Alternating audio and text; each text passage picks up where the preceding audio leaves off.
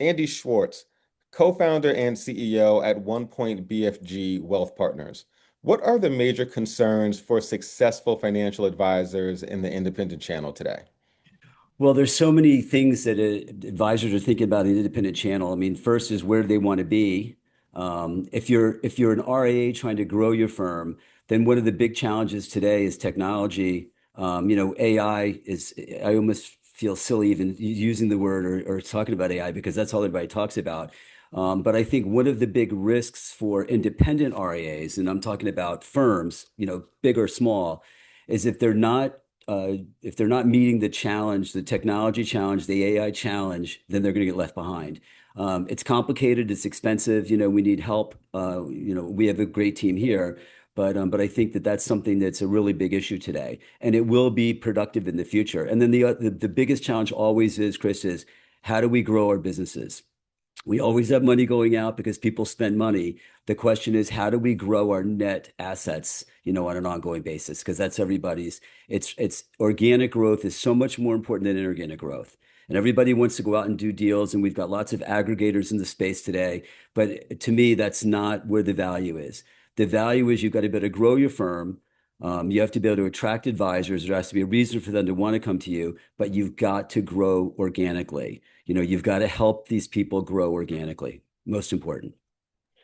So when it comes to the different types of models, whether it's a standalone RIA, affiliation with an independent broker dealer, or even advisors breaking away from the wirehouses, given that growth and sustainable business is the goal, what are their main considerations? Yeah, so what I always say to somebody, Chris, when I am talking to somebody about joining our firm, becoming a partner with us, is I always say there's three things that have to be true. The first is that they have to be happy after the transaction. So something that people don't spend enough time on, I believe, when they're thinking about making this life change, which is the most important change maybe of their career, certainly professionally, is is this the right group for me? Is the culture right? Am I going to be happy? That's number one. The second is, can this organization help me grow more than where I am today? Because that's got to be the goal. And if the answer is yes, then it has to be provable. And then the third thing is do the overall economics in the future work? So I would say, Chris, if you and I were having a conversation today, I would say, Chris, three things have to be true. If you join me, and if these things aren't true, or any one is, I don't want you to join me. You'd have to be happy post. I'd have to be able to help you, or we'd have to be able to help you grow your business organically more than you grow today on your own. And third, 5 years from now, 10 years from now, the economics would have to be better than on your own. So those are the questions that I think we have to ask ourselves as we consider these changes. And finally, when it comes to monetizing the Yeah, business and considering exiting the business, yeah. what should advisors keep in mind? So the field has gotten really crowded. So now what we're talking about is sort of the inorganic growth, the acquisition, world.